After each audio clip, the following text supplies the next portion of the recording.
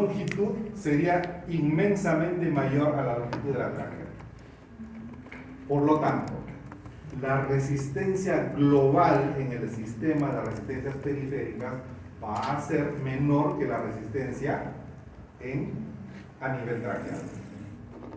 Pero si yo comparo a nivel individual, lógicamente pues en la tráquea va a ser mucho menor.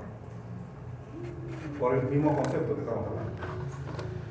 Para calcular, ahí tenemos variación de presión sobre flujo, es el cálculo de la resistencia. Ya hemos visto resistencia, ahora veamos compliance. Hemos dicho compliance, delta de volumen sobre delta de presión, o sea, la variación de volumen sobre la variación de presión. Hemos dicho que esa es la facilidad con la que el pulmón puede distender. Este es un pequeño resumen de que los factores que nosotros estamos estudiando son importantes para poder entender algunos procesos patológicos en la vía respiratoria. Por ejemplo, ¿por qué estudiamos volumen? Porque si un volumen es demasiado alto puede generar sobredistensión y eso genera ruptura. Y si se rompe, genera neumotórax. No se olviden. Si hay sobredistensión, se rompe un alveolito, ¿a dónde va a pasar el aire? A la cavidad pleural. Y en la cavidad pleural me va a provocar neumotórax. Pero si es que el alveolo se colapsa tanto que ya con la siguiente ventilación ya no se abre, eso se llama atelectasia. Atelectasia o atelectrauma cuando ya es producto de colapso alveolar. En algunas patologías infecciosas se va a producir mediadores inflamatorios que pueden provocar estos dos factores anteriores, pero debido a este factor se llama también biotrauma. Y si es que yo me concentrara solamente en la presión de vías aéreas y el efecto deleterio en la vía respiratoria, tendría un barotrauma solamente por presión, porque puedo tener variación de presión sin tener variación de volumen.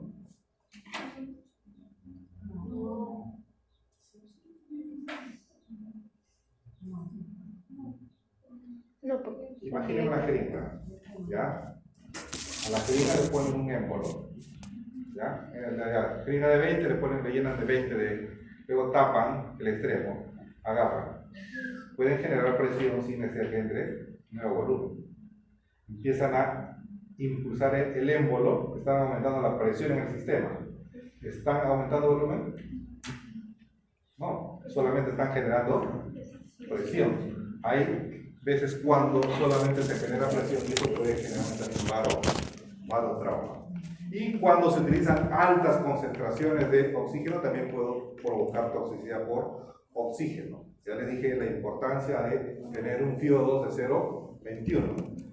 Por encima de eso, toda la concentración de oxígeno siempre va a hacer daño en mayor o menor grado.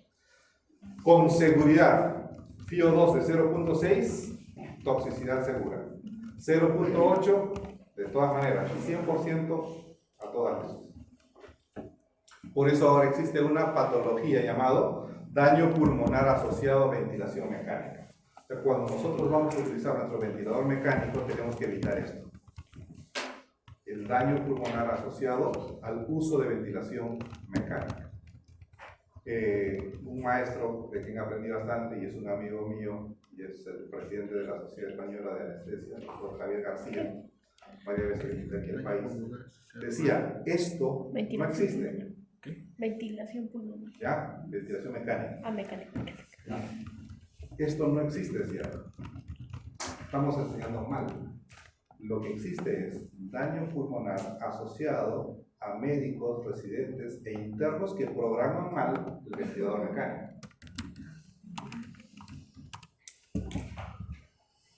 Tiene razón. Porque el ventilador mecánico no hace nada. Él no se programa solo. ¿Quién lo programa?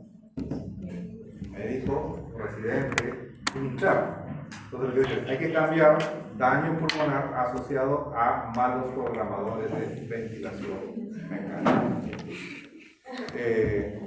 Y cuando estuvimos en el tema del COVID, ¿Ya? Muchos médicos generales recién egresados, por falta de médicos, los pusieron a trabajar en unidades de cuidados intensivos. Muchos. Y algunos egresados nuestros empezaron a trabajar en unidades de cuidados intensivos. Me decían, a veces me llamaban 2 de la mañana, o a las 10, cualquier hora me decían, doctor, estoy con un paciente, tiene este gráfico en el ventilador mecánico, ¿me puede orientar qué puedo hacer? Tranquilo, calma, pequeño Santa anterior, mira. Toma la foto. ¿Qué tienes ahí en tu arsenal? Tengo esto, esto y lo otro. Muy bien. Escribe esto en la hoja de indicaciones. Es programación, esto, dar aquello, ¿no? Y doctor, ahora recuerdo que los grafiquitos que nos enseñó ustedes, y todo eso lo estoy viendo, pero no me recuerdo nada, digamos. Y por eso que ella, desde esa fecha, incluí una clase adicional. Aparte de esto, al final, después de que termina la parte respiratoria, hacemos programación fisiológica del ventilador mecánico. Con eso van a saber más que el 90% de los médicos generales. Con todos los generales. ¿Por qué? Porque queremos evitar daño pulmonar asociado a egresados de la UPU que programan mal el ventilador mecánico. ¿Ya? Cuando yo hice anestesia solamente habían estos 3 tipos de monitoreo. O sea, mis pacientes a lo mucho le ponía el EKG y tenía mi manguito de tensiómetro y con eso hacía anestesia. No había oxímetro de pulso, no había cambiógrafo, no había nada. El cirujano nos decía, a ver, está saliendo sangre azul, ¿cuánto oxígeno? Sangre roja, ya, hay buena oxigenación. Sangre azul, uy, ¿no? Sangre azul o sangre roja. Posteriormente, pues, empezaron a mejorar los sistemas de vigilancia. Ya aquí me permitió hacer invasión de la arteria desde la presión arterial media, y luego ya pudimos entrar a lo que es la presión de la arteria pulmonar. Miren ustedes, la gráfica es igualita, ¿no? La gráfica. Sí, porque ambas son arterias. Arteria aorta, arteria pulmonar. Pero miren el valor. ¿Qué les dije respecto a las 2 circulaciones? ¿En qué se diferenciaban?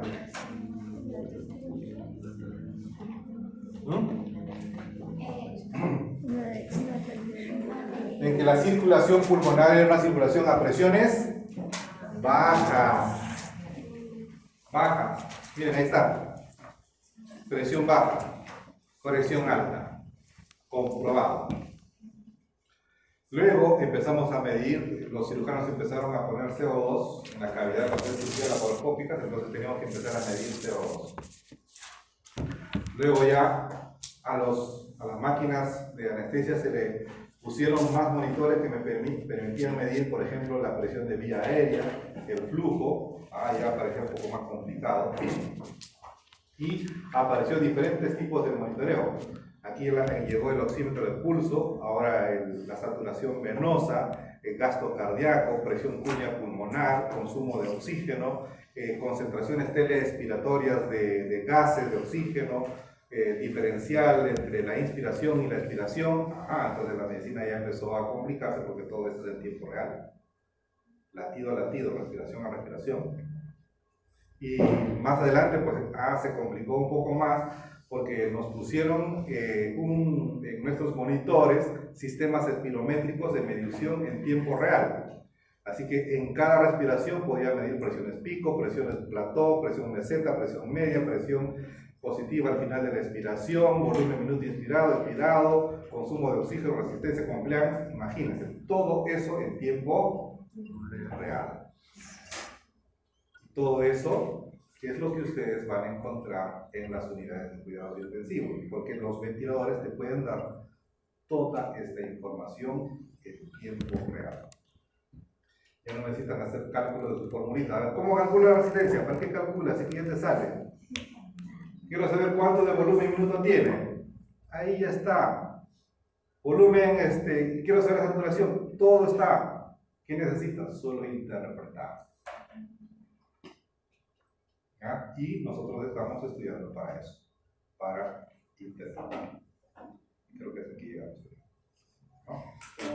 Pero tenemos que ver. ¿El 17 es lo real? ¿Sí, no? Muy bien, ahí quedamos entonces. La tarde creo que nos va a faltar porque mira, me he quedado en la lámina 26, tengo 120. 2:30.